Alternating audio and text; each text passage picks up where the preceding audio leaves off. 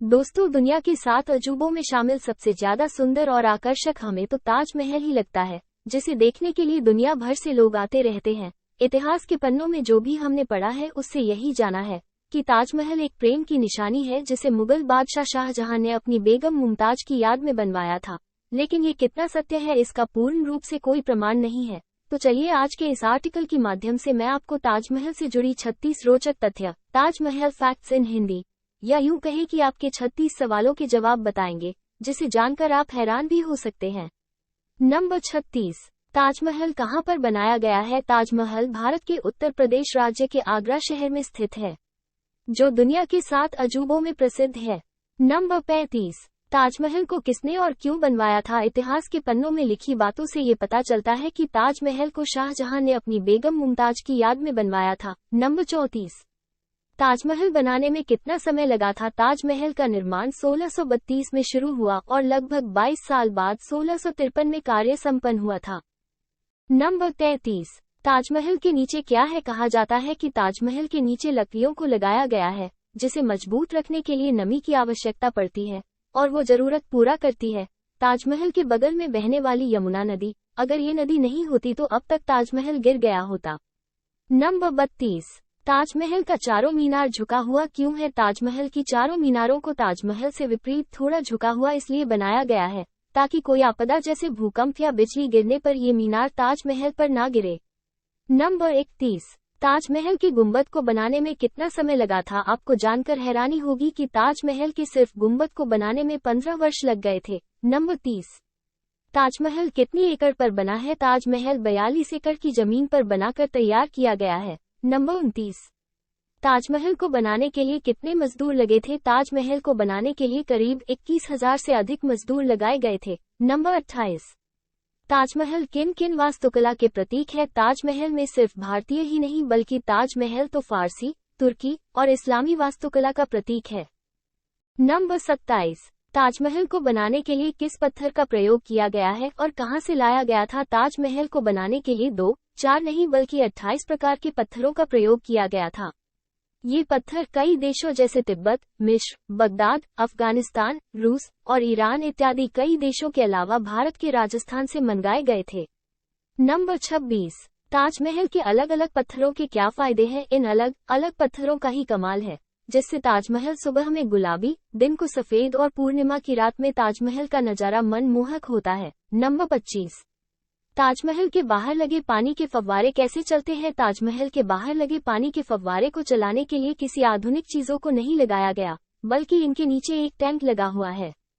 Tank में पानी भरने से दबाव बनने के कारण ये फव्वारे एक साथ पानी छोड़ते हैं। नंबर 24, ताजमहल कुतुब मीनार से कितना ऊंचा है? आपको तो पता ही होगा कि कुतुब मीनार भारत की सबसे ऊंची मीनार है, लेकिन आपको जानकर हैरानी होगी कि ताजमहल कुतुब मीनार से 3 मीटर ज्यादा ऊंचा है।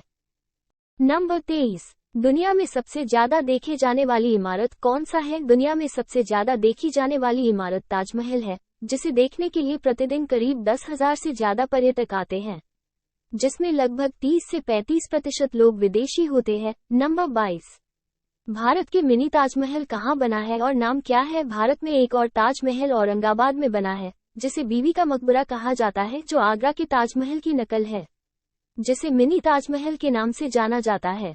नंबर 21, भारत का एक और ताजमहल जो पूरा नहीं हो पाया कौन सा है? बुलंदशहर के एक गरीब मजदूर ने अपनी पत्नी की याद में हुबहू ताजमहल की नकल बनाने का प्रयास किया था, लेकिन अपनी गरीबी के कारण वो इसे पूरा नहीं बना पाया था।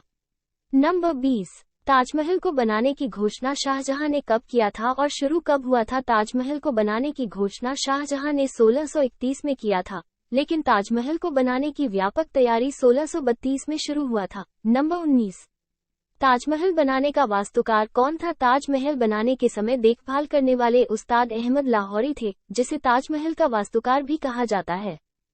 नंबर 18, ताजमहल का सबसे पहला सेल्फी किसने लिया था? ताजमहल का सबसे पहला सेल्फी जॉर्ज हैरिसन नाम के एक व्यक्ति ने ली थी। ये सेल्फी उस समय ली गई थी जब सेल्फी का कोई दौर ही नहीं था। नंबर 17, मुमताज कौन थी और उनकी मृत्यु कैसे हुई थी? मुमताज पर्सिया की एक राजकुमारी और शाहजहां की चौथी बेगम थी। उनकी मृत्यु 1631 में 14वीं संतान गौहर बेगम को जन्म देते समय हो गई थी। ताजमहल के बारे में 36 रोचक तथ्य। Taj Mahal facts in Hindi 16-07। Number 16। Mumtaz और शाहजहां का कब्र कैसा बना है और कहाँ है? मुमताज और शाहजहां की असली कब्र बिल्कुल साधारण है, लेकिन इसके ऊपर 2 कमरे बनाई गई हैं, जिस पर बहुत ही सुंदर नक्काशी की गई है। मुमताज और शाहजहां दोनों का कब्र ताजमहल के अंदर बनाई गई है। नंबर 15। ताजमहल के जैसे नकली ताजमहल और कहां कहां बना है? ताजमहल से प्रेरित होकर बनाई गई दुनिया की अन्य इमारतों में जैसे ताजमहल बांग्लादेश, महाराष्ट्र में बीबी का मकबरा, औरंगाबाद बीबी का मकबरा, न्यू जर्सी में स्थित ट्रम्प ताजमहल, अटलांटिक सिटी और मिल्वाउकी, विस्कॉन्सिन में स्थित ट्रिपोली श्राइन टेम्पल भी मौजूद है। नंबर 14। चीन में कैसा ताजमहल है? इसके अलावा चीन के शहर शेंज़ेन के पश्चिमी भाग में window of the world theme park में ताजमहल की प्रतिकृति बनी है, जो बिल्कुल आगरा का ताजमहल की तरह दिखाई देता है, जिसे मिनी ताजमहल के नाम से जाना जाता है। नंबर 13। शाहजहां ने मजदूरों का हाथ क्यों कटवा दिया था? ताजमहल की हैरान करने वाली एक रोचक तथ्य ये भी है कि जब ताजमहल पूरा बन गया तो शाहजहां ने सभी कारीगरों, मजदूरों और शिल्पकारों के हाथ कटवा दिए थे, ताकि ताजमहल के जैसा दूसरा ताजमहल दुनिया में कभी कोई न बना पाए। नंबर 12। ताजमहल के किस हिस्से में शाहजहां और मुमताज बेगम की कब्र बनाया गया है? जब महल के निचले मंजिल में शाहजहां और मुमताज बेगम की कब्र बनाया गया है। नंबर 11। ताजमहल से सरकार को कितनी कमाई होती है? बात करें ताजमहल से कमाई की तो एक वर्ष में लगभग 25 करोड़ रुपए के आसपास कमाई की जाती है। नंबर 10। ताजमहल को कब कब ढका गया और क्यों? सन 1971 के भारत पाक युद्ध, मुंबई के 9/11 हमले और दूसरे विश्व युद्ध के दौरान ताजमहल को चारों तरफ से बांस के घेरा बनाकर हरे रंग के कपड़े से ढका गया था, ताकि दुश्मनों को ताजमहल नजर न आए। नंबर 05। ताजमहल सफेद क्यों है? आपने देखा होगा कि मुगल काल के बने सभी स्मारक लाल बलुआ पत्थर से बने हैं, लेकिन ताजमहल ही एक ऐसा है जो सफेद संगमरमर से बना है।